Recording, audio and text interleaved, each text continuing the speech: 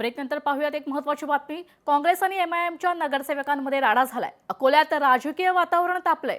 काँग्रेसच्या नगरसेवकांनी सभागृहात बांगड्या फेकल्याचा प्रकार समोर आलाय। अकोल्यात महापालिकेत आज महापौर आणि उपमहापौर पदासाठी निवडणूक पार पडली। या निवडणुकीत भाजपने सत्ता राखली आहे। महापौरपदी भाजपच्या शारदा खेडकर यांची निवड झाली तर उपमहापौरपदी भाजपचे अमोल गोगे यांची निवड झाली। दरम्यान या निवडणुकीत एमआयएमच्या 3 नगरसेवक या निवडणुकीत तटस्थ राहिले। त्यामुळे काँग्रेस आणि एमआयएमच्या नगरसेवकांमध्ये राडा झाला। काँग्रेसचे नगरसेवकांनी धमक्या देत एमआयएमच्या नगरसेवकांनी आरोप केलाय।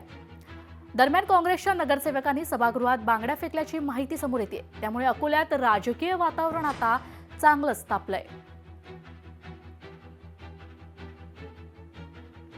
वळूया पुढील महत्त्वाच्या बातमीकडे। मालाड ट्रेन प्रकरणातील आरोपी ओमकार शिंदे याला न्यायालयीन कोठडी ठोठावण्यात आली आहे। 12 फेब्रुवारीपर्यंत न्यायालयीन कोठडी ठोठावण्यात आली आहे। ओमकार शिंदे याचे वकील जयवंत पाटील यांनी याबाबतची माहिती दिली आहे।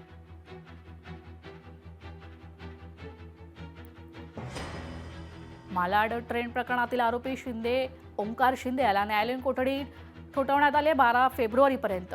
न्यायालयीन कोठडी ठोठावण्यात आल्याची माहिती जयवंत पाटील या त्यांच्या वकिलाने दिलेली आहे।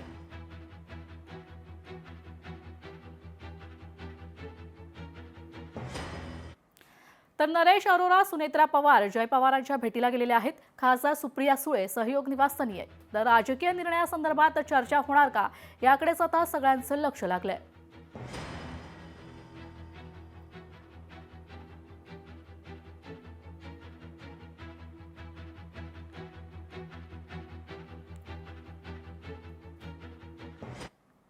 शर्मिला पिंपळकर ठाण्याच्या महापौर झाल्यात। ठाणे महापालिकेत 6व्या वर्षाच्या महापौर पदाचा फॉर्म्युला ठरवण्यात आलाय। नाराजी दूर करण्यासाठी एकनाथ शिंदेंचा हा निर्णय आहे।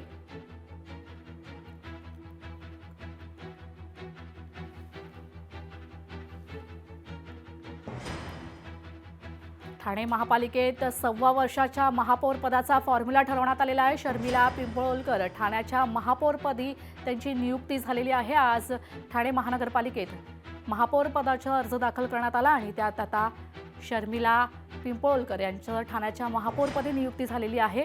खरं तर 6व्या वर्षाच्या महापौर पदाचा फॉर्म्युला ठरवण्यात आलाय। नाराजी दूर करण्यासाठी एकनाथ शिंदेंनी हा महत्त्वाचा निर्णय घेतल्याची माहिती समोर येते।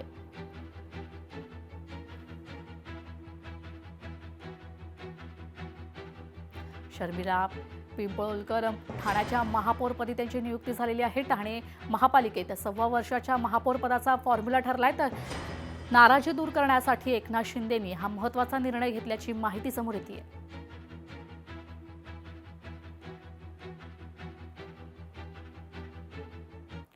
विरोधी पक्षनेते पदासाठी नवा कायदा येणार का असा प्रश्न उपस्थित होतोय। आमदार संख्या निश्चित करणारा कायदा येणार। विरोधी पक्षनेते पदासाठी किमान 10% संख्याबळ आवश्यक आहे।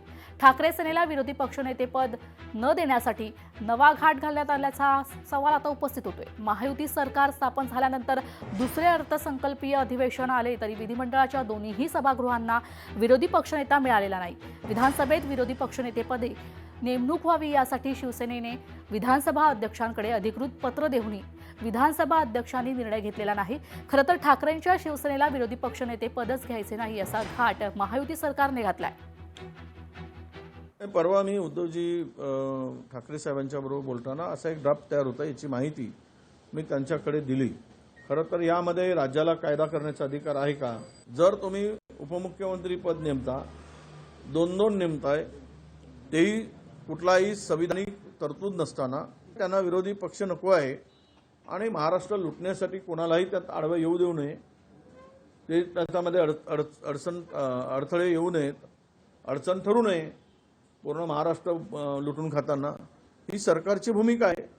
शिवसेनेला किंवा विरोधी पक्षांना विरोधी पक्षनेतेपद मिळू नये यासाठी चाललेले डावपेच आहे। अत्यंत घृणास्पद असं एक कृत्य आहे। ज्या प्रजासत्ताक दिनाच्या सोहळ्यामध्ये ज्या सरकारनं विरोधी पक्षनेते राहुल गांधी आणि मल्लिकार्जुन खरगे यांना मागच्या रांगेत नेऊन बसवलं, त्यांच्याकडून तुम्ही विरोधी पक्षाचा सन्मान राहील ही काय अपेक्षा करताय? महाराष्ट्रात पण तेच होत आहे। लोकशाही मराठी ऐका, पहा, जागरूक रहा।